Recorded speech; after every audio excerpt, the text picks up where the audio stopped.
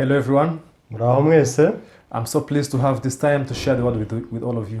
Nejejwe no gufata uyu mwanya nsangira namwe ijambo ry'Imana. It is such a blessing to have this moment of sharing the heart of God. Ni iby'umugisha kubona uyu mwanya ngo tuwusangiremo ijambo ry'Imana. As we begin, let us pray. Mu gihe dutangira munyemerere dusenge. Dear our Heavenly Father, we thank you for this moment. Data wo mu ijuru tugushimiye uyu mwanya. Lord, this is a precious time you have prepared for us in order to learn your heart. Ni umwanya w'igiciro wadutegure ngo twige umutima wawe. Father, without the Bible, we cannot know your heart. Hatabayeho Bibiliya, Data, ntabwo twamenya umutima wawe. This is why, Lord, we want to meet you as we share this word, and please reveal your will and your providence to our life. Niyo mpamvu ushaka ko duhurira nawe mu ijambo ngo twereke ugushaka kwawe.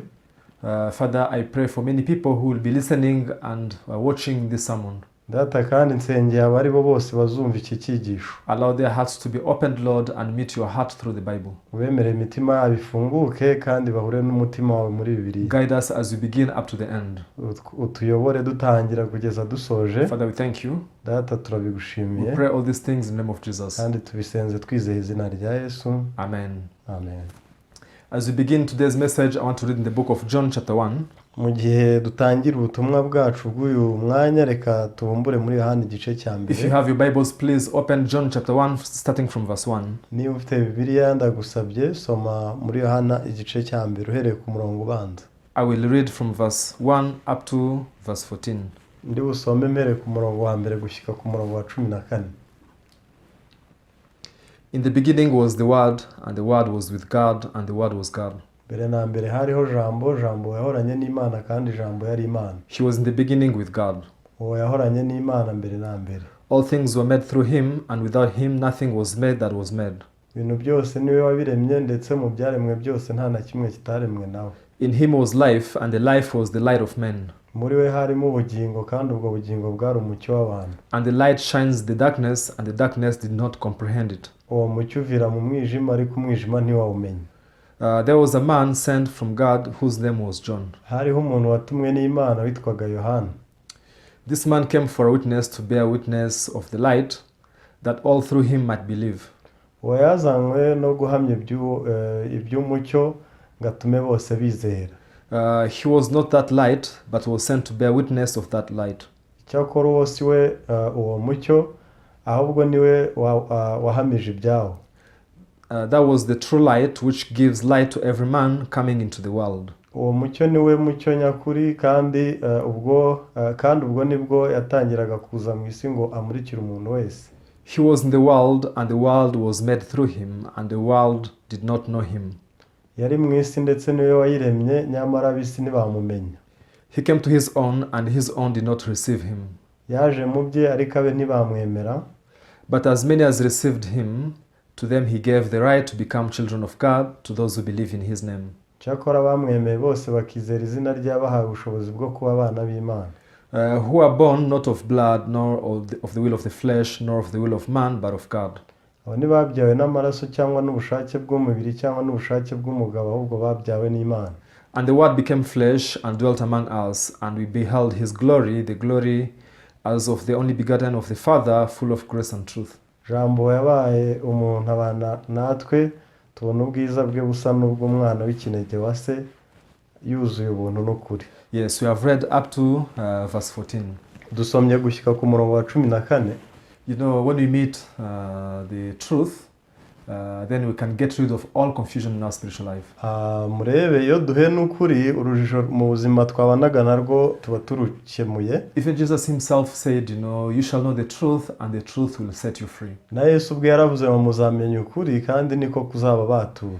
When people are living in bondage, iyo abantu babaho mu bubata, of course they stay in the bondage because they don't have the ability to come out of it by themselves. Babaho mu bubata kuko babuze ubushobozi bwo kubwikuramo. If anyone can come out of bondage by themselves, haramutse hari uwakwikura mu bubata kubwe, there is no way they can remain in it because nobody likes it. Nta n'umwe wahitamo kubugumamo kuko ntawe ubukunze. Now Jesus said, after meeting the truth, we shall be set free. Yesu rero yaravuze ngo nimuhura n'ukuri muzabohoka. which means before we meet the truth, we have been living in the bondage. bisobanura ko mbere yo guhura n'ukuri ububaho mu bubata. However, this is not the bondage, as the usual bondage, in this world. Ariko ibi tubyumve neza, ntabwo ari ububata busanzwe nk'ubw'isi. We don't live in the captivity of any human being. Ntabwo tubaho mu bubata bw'ikiremwa muntu runaka. But now Jesus was talking about, the bondage of our heart. Ahubwo yari arimo aravuga ububata bw'imitima. People's hearts are bound with darkness. Imitima y'abantu iboshywe n'umwijima, fear, ubwoba, and condemnation. kwiciraho iteka. All these things are caused by sin. Kandi ibi byose biterwa n'icyaha. And the reason why people dwell and stay in such bondedness, impamvu rero abantu babibamo bakagumamo, it's because they don't have the power to come out of it. nuko baba badafite imbaraga zibyikuramo. So Jesus gave us the secret. Yesu rero yaduhaye iri banga, and you shall know the truth. ngo muzamenye ukuri, The truth shall set you free. kandi ukuri kuzababatura. In other words, we can say there is a power in the truth. Mu yandi magambo dushobora kuvuga ko mu kuri harimo imbaraga. Before people meet the truth, mbere y'uko abantu bahura n'ukuri, everybody follows their own ways. buri wese aba akurikira inzira ye. This is how I used also to believe in God. Nanjye nuko nizeragamo Imana. I used to believe in God just following my imagination. Nizeraga Imana gusa nkurikira ibyo nibwira. I'm a person who liked to dispute and have arguments with people. Ndi umuntu wakundaga kugira impaka n'abandi. But whenever we discussed about the things of God, ariko iyo twaganiraga ku by'Imana, I was very talkative and I could speak many things. navugiraga ivuzi nkavuga byinshi. But everything was based on my understanding and my feeling. kandi buri kimwe mu byo mvuze bikagendana n'ibitekerezo ndetse n'uko mbyiyumvira. However, my heart was living in a very big, burden and in a big, distress because of sin. Ariko umutima wanjye ukabaho uremerewe mu bubata bw'icyaha. I didn't know how I can come out of it. Ntabwo nari nzi ukuntu nshobora kukikuramo. Especially when I was alone. by'umwihariko igihe nabaga ndi njyenyine. So I could imagine the day I stand before God, before the throne of his judgment. Najyaga nibaza ukuntu bizagenda mpagaze imbere y'urubanza rw'Imana, imbere y'intebe y'urubanza. Although I didn't know much things in the Bible. Ubwo ntari nzi byinshi kuri Bibiliya. But of course there are some principles, all people who are Christians, people who go to church know. Ariko hari amahame rusange abantu bajya mu masengero cyane b'abakristo baba baziranye. For example, after this life, there is another life. Urugero, nyuma y'ubuzima hari ubundi. And we shall all stand before the judgment of God. Kandi twese tuzahagarara imbere y'intebe y'urubanza y'Imana. Anyone with sin will be doomed to go to hellfire. Abafite icyaha bazajya mu muriro utazima. Now, because I knew that I had so much sins in my heart. Kubera ko nari mbyiziho ibyaha mu mutima wanjye. That fact itself, tormented my life.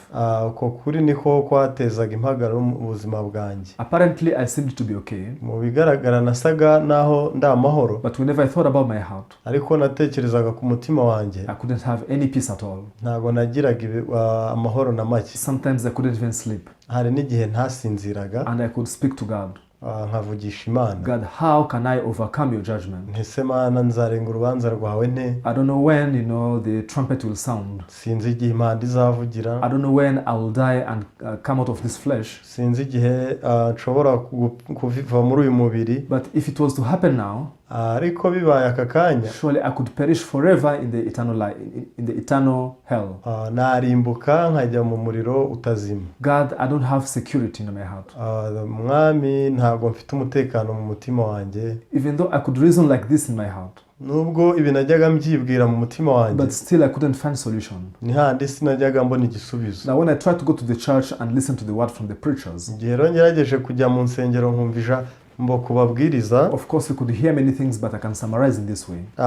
Yego ni byinshi twumvaga, ariko nabivuga mu nshamake muri ubu buryo. Determine in your heart. Ngo ujye wiyemeza mu mutima wawe. From now on, make a decision. Uhereye none ufata umwanzuro. From now on, you stop all the evil things you are doing. Uhereye none uhagarika amabi yawe yose. Try to live a good life and try to serve God. Ugerageze kuba ubuzima bwiza kandi ukorera Imana. Surely it was a good lesson. Mu by'ukuri ryari isomo ryiza. And as much as I could, I tried to even apply that.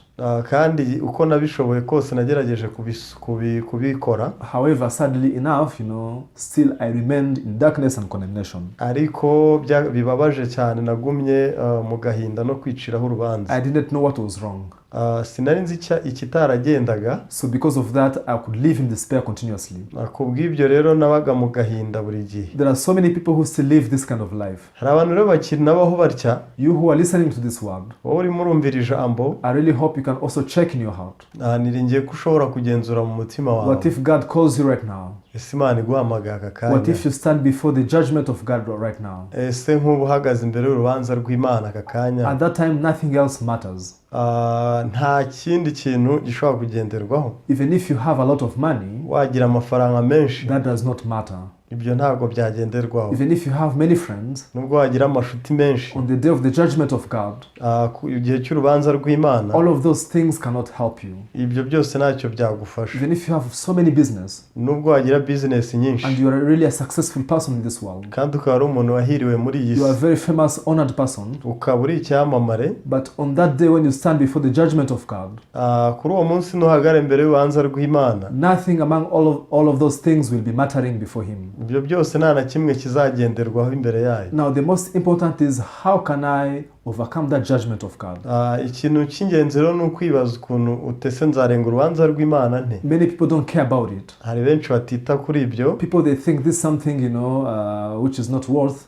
Baravanga ibi ni ibintu bitazabaho bidakwiriye. However, this is the most important and crucial thing in our life. Ariko ibi ni ibintu by'ibanze nyambere mu buzima bwacu. So today I don't want to talk about many things. Munsi rero si byinshi nshaka kuvugaho. Let me just talk about the true faith and the wrong faith. Reka mvuge gusa ku kwizera nyako k'ukuri ndetse no gupfuye. There is not big difference between the true faith and wrong faith. Buriya nta nubwo habaho itandukaniro rigari cyane ku kuri n'ikinyoma. So as I'm explaining, you will get to understand more deeper. Gusa mu gihe mbisobanura aza kubyumva mu buryo bwimbitse.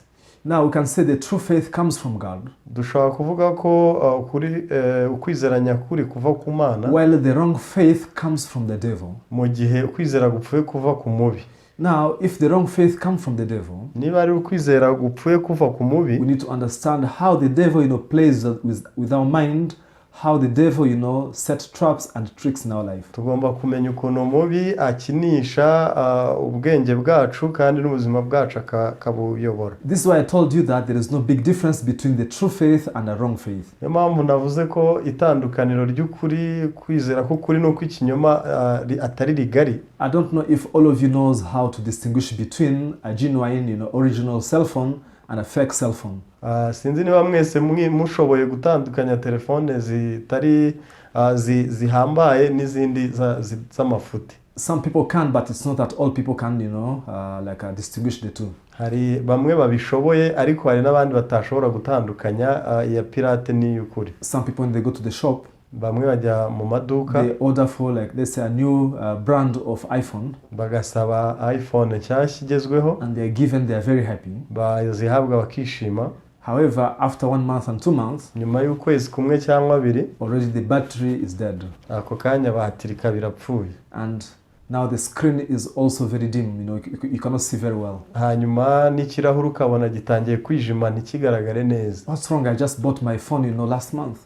Batese bipfiriye hehe ko nyiguze mu kwezi kumwe gushize. Now that is a fake cell phone. Iyo rero iba ari iya fake. When you buy it from the shop, when you look at it, it seems to be really original and genuine phone. Iyo uyiguze mu iduka ubona isa rwose nkaho ariyo igezweho. But it's not that all people can distinguish the original one from the fake one. Ariko si buri wese ushobora gutandukanya iya original n'iya pirate. This is why even the true faith and wrong faith, there is not big difference. Nayo mpamvu kwizera k'ukuri no gupfuye nta tandukaniro nini bigaragaza. I've already told you that the wrong faith comes from the devil. Gusa nababwiye yuko kwizera gupfuye kwavuye ku mubi. And because he wants to cheat us, ahandi kuko ashaka kudushuka, he cannot make a wrong faith to be very different, like a completely opposite from the true faith. Ntago yatuma ukwizera gupfuye kugutandukana cyane n'ukwizera nyako. Who can follow it? Ninde se waba kigukurikiye? No one can follow him if they are completely opposite. Nta waba kimukurikiye kuko byaba bihabanye.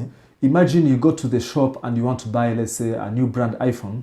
Reka tuvuge ugiye muri shop ugiye kugura brand nshyashya ya iPhone. And you are given just like a plastic one, like a toy, the toy phones. Warangiza ugahabwa igikinisho y'abana. Who can take it? Nde wayifata akagenda? No one can take it. nta wabikora. You are given like a wooden phone. Cyangwa se ugahabwa ikoze mu giti. Who can take it? Nde wayifata? So that manufacturer will be very foolish. Ibyo rwose byaba bipfuye, ari byo bupfu cyane. Now Satan also, who is the designer of the wrong faith, hanyuma rero Satani ari we washushanije ukwizera gupfuye. He make it so that it looks clearly exactly same as the true faith. Yabikoze mu ishusho bijya gusa neza ni ukwizera kukuri. So people pray very hard. Abantu barasenga cyane. They go to church fervently. Bajya ku rusengero batizigamye. They give so much offering and tithe. Batanga amaturo menshi cyane. Others join the choir and they sing. Hari abandi bajya mu makorari bagasenga. Others decide to spend some days praying, fasting. Bararirimba abandi bakiyiriza basenga. In their hearts they feel that now they are believing in God well. Mu mitima yabo bakibwira ko bizera Imana by'ukuri. Because they think that by doing so many godly works, kuko bibwira ko gukora iby'Imana byinshi, that will determine their faith. Ari byo bizagena ukwizera. However, this is wrong. Ariko mu by'ukuri ibyo birapfuye. Please don't misunderstand. Ntimunyumve nabi. But I hope as you keep listening, you'll get to be clear in your heart. Ariko niringiye uko komeza kumva biri bugende bisobanuka mu mitima yanyu. True faith is not that we human being we work for God.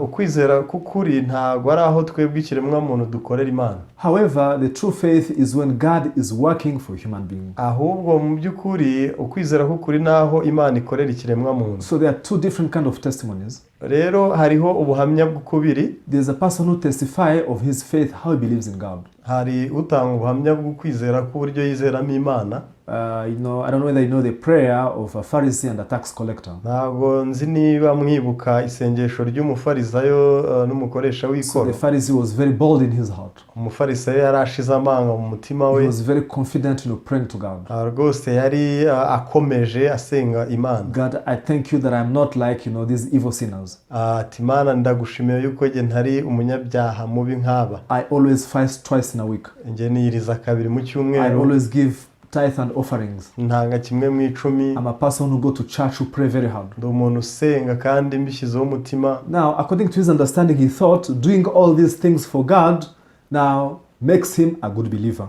Ibyo rero yibwiraga ko kuba bikorera Imana bimugira umwizera nyawe. Even that's how so many people today are thinking. Ndetse abenshi bubu niko babitekereza. To be pleased and be accepted by God.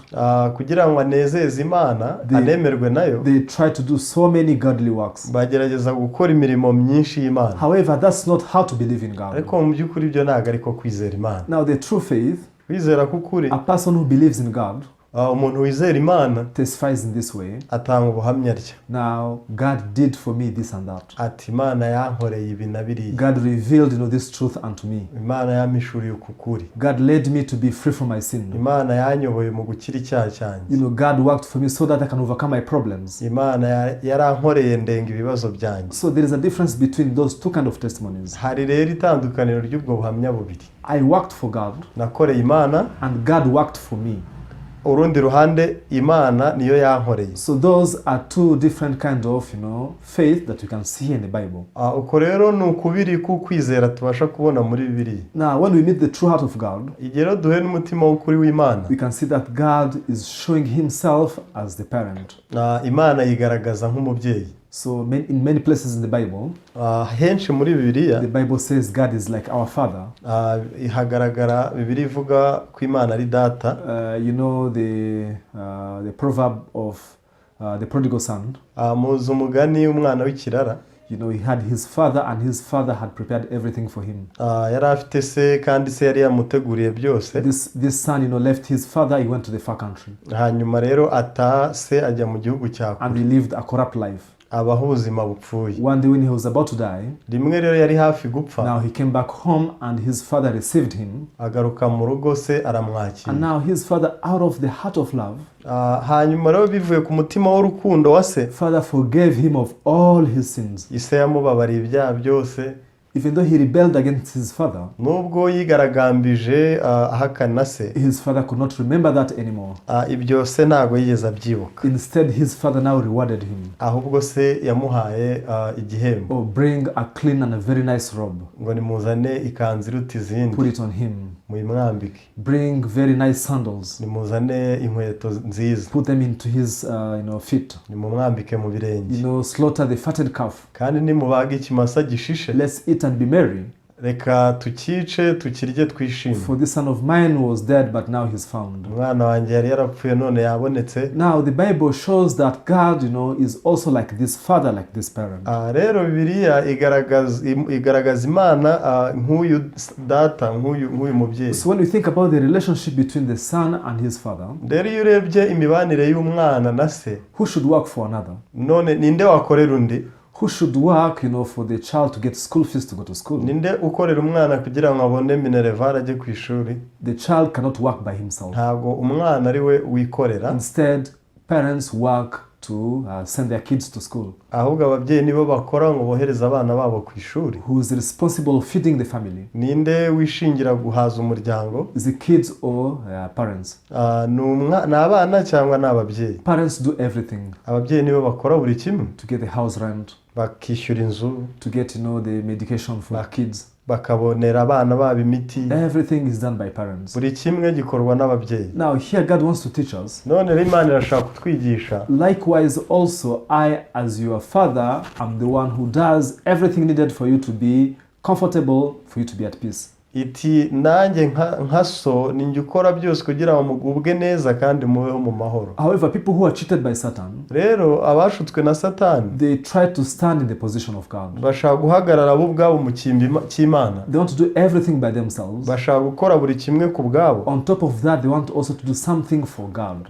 Kandi hejuru y'ibyo bakunda gukora byinshi ngo bakorere Imana. And now they cannot have senses that they are leading a very wrong spiritual life. Kandi aho ntibajya bagira ubwenge bwo kwibuka ko aho bari kujya mu buzima bw'umwuka bupfuye. Who does work between the child and the parent? None ninde ukora hagati y'umwana n'umubyeyi? All of us understand that is the parent. Twese turabyumva ko ari umubyeyi. And now God is much more greater than how the parent is greater than the son. None Imana rero yo irahambaye kuruta uko umubyeyi amerera umwana we. Because even parents have weakness and lackings. Kubera ko umubyeyi nawe agira intege nkeya n'ibyo abura. However, God is almighty. Ariko Imana ishobora byose. Now, like among the responsibilities of parents, rero bimwe mu nshingano z'ababyeyi, it's not only providing food and school fees. Ntabwo ari ukutanga ibiryo na minerval. However, when the son has any problem, also parents should solve that problem. Ahubwo igihe umwana agize ikibazo, umubyeyi niwe wishingira kugikemura. Let's say for example the son is sick or maybe is hurt. Reka mvuge ko umwana arwaye cyangwa se akomeretse. Now the parents should do all possible way to treat and for the child to get medication. Umubyeyi akora ibyo ari byo byose kugira ngo umwana abone ubuvuzi. Now in the same way we also have got a problem of sin in our heart. None natwe rero nicyo kimwe twagize ikibazo cy'icyaha mu mitima yacu. Now after listening what is the true faith, tumaze rero kumenya ukwizera k'ukuri icyo ari cyo, let us apply it to the solution of our sin problem. Reka tugukoreshe tugukemuza ikibazo cyacu cy'icyaha. What is the true faith leading to solving our sin problem? None ukwizera k'ukuri kutuyobora mu gukemura ikibazo cy'icyaha ni ukuhe? It is not I working and be responsible to solve that sin problem. Bisobanura ngo sijya ukora kugira ngo nkemure cya kibazo cy'icyaha. However, God should work to solve my sin problem. Ahubwo Imana niyo ifite gukora kugira ngo hakemuke ikibazo cyanjye. So now when you understand clearly what God has done for your sin problem, none rumaze gutahura neza icyo Imana yakoze ikemura ikibazo cyawe cy'icyaha, you will take a rest. Waruhuka. Because God is faithful. Kuko Imana ariyo kwizerwa. God is powerful and almighty. Kandi Imana ni nyembaraga ishobora byose. Nothing is impossible to him. Nta kinanirana kuri yo. So I want to read one verse, the book of Ephesians. Ndashaka gusoma umurongo umwe mu gitabo cy'Abefeso. Now here you can see how we people became sinners. Mu Befeso tubasha kubona ukuntu twebwe abantu twabaye abanyabyaha. Yes, Ephesians chapter 2. Ni mu bice bibiri. I will read verse 3. Ndasoma umurongo wa gatatu. Okay, verse 1 and verse 3. Ndasoma umurongo wa mbere ndetse n'uwa gatatu. Here it says, and you he made alive, you who are dead in trespasses and sins. Haranditse ngo namwe yarabazuye mwebwe abari bapfuye muzize ibicumuro n'ibyaha byanyu. Among whom also we all once conducted, that is verse 3, ourselves in the lust of our flesh, fulfilling the desires of the flesh and of the mind, and were by nature children of wrath, as the others. kandi natwe twese twahoze muri bo dukurikiza ibyo kamere yacu yifuza tugakora ibyo kamere n'imitima byacu byishakira kandi ku bwa kavukire yacu twarabo kubgirirwa umujinya nk'abandi bose. So the Bible says that he made you alive who are dead in trespasses and sins. Bibiliya iri kuvuga ngo yarakuzuye wowe wari upfuye ibyaha n'ibicumuro. The Bible says you are already dead in sins and trespasses. Biri kuvuga ngo wari upfiriye mu cyaha ndetse n'ibicumuro. So someone who is dead, what can be done for them to come back to life? None se umuntu wapfuye yakora iki kugarura ubuzima? Now he needs to be risen again. Akeneye kuzurwa. So this is a work that human being cannot do. Uyu rero ni umurimo kiremwa muntu atakora. Human being can do different things. Umuntu yakora byinshi. However, to resurrect, they don't have that ability. Ariko icyo kuzura cyangwa kuzuka nta bushobozi bwacyo afite. Only God has the ability to arise someone from dead. Ni Imana gusa ishobora kuzura uwo mu bapfuye. So the Bible says he made you alive. Biravuga ngo yarakuzuye. Who are dead in trespasses and sins. Wewe wari upfuye uzize ibyaha n'ibicumuro. And the Bible now keeps explaining how we are dead in our sins and trespasses. None Bibiliya iri kuvuga uko wari upfuye uzize ibyaha n'ibicumuro. When we move to verse 3, iyo ugiye ku murongo wa gatatu, I will read just the last sentence. Ndi buvuge umurongo uhera. And we are by nature children of wrath, just as the others. Kandi ku bwa kavukire yacu twarabo kugirirwa umujinya nk'abandi bose. In other words, by nature we are sin just like the others. Bibiliya rero birasobanura ko ku bwa kavukire twari abanyabyaha nk'undi wese. Oh, we are sinners from our nature. Turi abanyabyaha ku bwa kavukire. These are not the bad behaviors that we learn from the society. Ibi ntago ari imyitwarire mibi twigiye muri societe. It's not that we are born as good people and we are corrupt into evil ones. Ntago bisobanura ko twavutse turi beza ngo tuze guhinduka nyuma. The Bible says that right from our nature we are the children of wrath. Ahubwo biravuga ngo bivuye kuri kamere twara urubyaro rw'umujinya. When we are born in this world, tuvukira rero muri iyi si, we are born with sin and the evilness from Satan. Twavukanye icyaha n'ububi bwa Satani. This is why Bible says that we are already dead. Niyo mpamvu birivuga ngo twaramaze gupfa. Now our first birth rero imivukire yacu ya mbere was leading into death. Yatuyoboye ku rupfu. This is why for us to be alive once again, hangaha rero dufite kongera kubaho. A new person has to be born. Rero umuntu mushya bafite kuba yongeye kuvuka. Because the old person is already, dedicated to death and to destruction. Rero kubera uwa mbere we aba ategetswe kurimbuka. When we are born in this world, igihe twavukiraga muri iyi si, we are already sentenced to die. Twari twakatiwe urwo gupfa. Because the Bible says that by the nature we are children of wrath. Kubera ko birivuga ko ku bwa kavukire twari urubyaro rw'umujinya. We are born with sin and evilness in our heart. Twavukanye icyaha n'ububi mu mitima yacu. And because the wage of sin is death, kubera rero ko ibihembo by'icyaha ari urupfu, in the eyes of God we are already dead. Mu maso y'Imana ubwo twamaze gupfa. This is why we need to be born once again. Niyo mpamvu rero tuba dufite kongera kuvuka. Now when you read John chapter 1, the story that we read today, iyo rero usomye muri Yohana igice cya mbere ariyo nkuru twasomye uyu munsi, I will read verse 12. Ndi busome umurongo wa 12. But as many as received him, to them he gave the right to become children of God, to those who believe in his name. Aravuga ngo icyakora bamwemeye bose bakizera izina rye bahawe ubushobozi bwo kuba abana b'Imana. Now the Bible says that by believing in Jesus, hano biri kuvuga ngo kubwo kwizera Yesu, by receiving him, kubwo kumwakira, he gave us the right to become the children of God. yaduhaye uburenganzira bwo kuba abana b'Imana. Verse 13, umurongo wa 13, who are born not of blood, nor of the will of the flesh, nor of the will of man, but of God. Abo ntibabyawe n'amaraso cyangwa n'ubushake bw'umubiri cyangwa n'ubushake bw'umugabo, ahubwo babyawe n'Imana. When we were born the first time in this world, iyo tuvuka bwa mbere muri iyi si, we were born, by blood and the will of the flesh.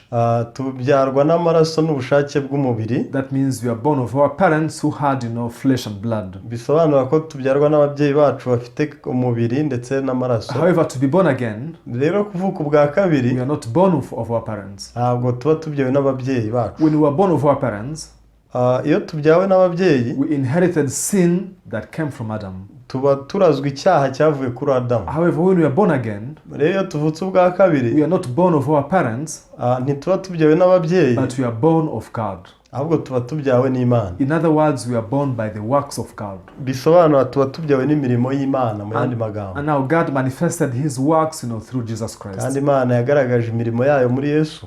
In other words, we can simply say that mu yandi magambo twavuga byoroheje dutya, we were born out of the works of Jesus Christ. twabyawe n'imirimo ya Yesu Kristo. Now, I, who was born again, njye rero wavutse ubwa kabiri, am the result of the death and the shedding of blood of Jesus Christ. ndi umusaruro w'urupfu ndetse no kumena amaraso kwa Yesu. And now, because Jesus is holy and perfect, kubera ko Yesu yera kandi atunganye, he inherited me his holiness and his righteousness. yandaze ukwera kwe ndetse no gukiranuka kwe. When I was born the first time from my father and mother, igihe navukaga bwa mbere kuri mama na data, I inherited a dark skin from them.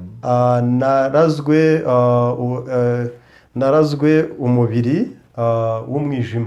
Yes. And also I inherited their personality, their blood from them. ndetse na kamere yabo n'imimerere yabo ishingiye ku maraso yabo. That's why people say that I look like my father. niyo mpamvu bamwe bavuga ngo nsa na data. Not only that, si ibyo gusa, but from that first birth we also inherited the sinful nature from Adam. si ibyo gusa, ahubwo mu iyo mivukire twarazwe ndetse na kamere y'icyaha ikomoka kuri Adamu. This is why you are a sinner. niyo mpamvu rero umunyacyaha. You are not a sinner because you want. ntabwo uriwe kuko ubishaka. Not because you are evil. kubera ko ukora ibibi. Not because you live with a bad society. kubera kuba muri sosiyete mbi. But because you are born, out of your sinful parent who inherited you the sinful nature. kubera ko wabyawe n'umubyeyi wari ufite icyaha ndetse akuraga kamere y'icyaha. In the same way when we are born again, rero iyo tuvutse ubwa kabiri, because the second birth we are born of Jesus Christ, kubera ko kuvuka bwa kabiri tuba tubyawe na Yesu, we also inherit the nature of Jesus Christ. nanone tuba turazwe kamere ya Yesu, his holiness, kwera kwe, his righteousness, gukiranuka kwe, his perfection, ubutungane bwe, and his blamelessness, ndetse no kutagira inenge. Now everything we inherited from Jesus when we are born of him. buri kimwe cya Yesu turakiragwa mu gihe tubyawe nawe. And now here God said this is the light that was sent into the darkness. iki rero biri cyita umucyo wamurikiye umwijima. What light is it? none umucyo ni iki? That is the way of everlasting life. iyo ni inzira y'ubugingo budashira. That is the righteousness of God.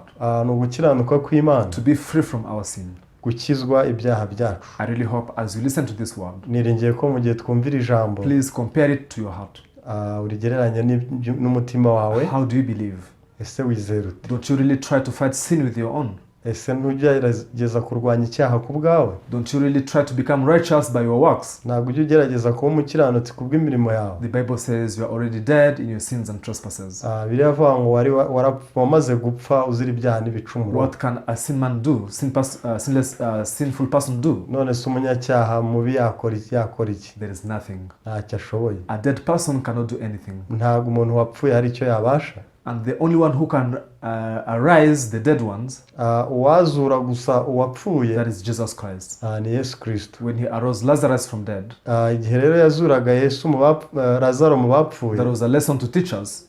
hari isomo twigishwagamo. That even you who are dead in your sins and trespasses, rivuga ngo wowe wapfuye uzira ibyaha byawe, by the love of God, kubw'urukundo rw'Imana, by my works on the cross, kubwo imirimo yanjye ku musaraba, by my blood that will be shed, I'll be able to arise you from the dead. kubw'amaraso yanjye yamenetse uzazurwa uve mu bapfuye. So dear listeners, I really hope that you only believe in the works of Jesus. mwebwe rero bumva ndabasaba ngo mwiringire imirimo ya Yesu. The works that you do are not important. imirimo wowe ukora ntabwo ariyo y'ingenzi. First of all, they are not even perfect. icya mbere cyo nta nubwo iboneye. To be accepted by God. kugira ngo yemerwe n'Imana. If you think your works are perfect, niba wibwira ko imirimo yawe iboneye, go ahead, take them before God. ngaho ijyana uzayigeze imbere y'Imana. But if you agree that your works are not perfect, ariko niba ubyemera ko itaboneye, why don't you take the perfect one?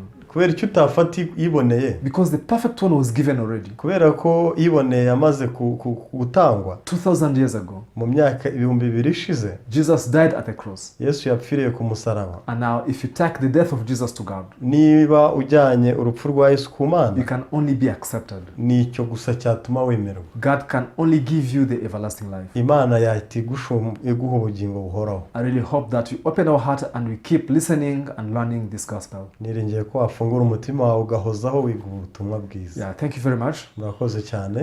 For now I'll speak up to here. Kubw'uyu munsi reka nsubikire hano. Let us pray. Mureke dusenge. Heavenly Father, we thank you. Data wo mu ijuru turagushimye. You have given us this grace to share your word. Kutugiriye ubuntu bwo gusangira ijambo ryawe. Lord, allow us to think our heart. Utwemerere dutekereze ku mitima yacu. Lord, we cannot do anything unless you work for us. Nyagasani ntacyo twabasha gukora keretse udukoreye. So we have seen that true faith is not man working for God. Tubonye ko kwizera ko kuri atari aho umuntu akorera Imana. But is God working for man and man receiving the works of God. Nta Imana ikorera umuntu akiyakirira ibyo Imana imukoreye. So allow us, Lord, to stand in the perfect works of Jesus. Utwemerere Nyagasani duhagarare mu mirimo itunganye ya Yesu. This is the only way we can overcome the judgment of sin. Ubu ni bwo buryo dushobora kurenga urubanza rw'icyaha. We thank you, Father. Data turagushimye. We pray all these things in the name of Jesus. Byose tubisabiye twizeye izina rya Yesu. Amen. Amen. Yeah, thank you very much. Murakoze cyane. I hope to be with you even next time. Niringiye kuzabana namwe n'ubutaha.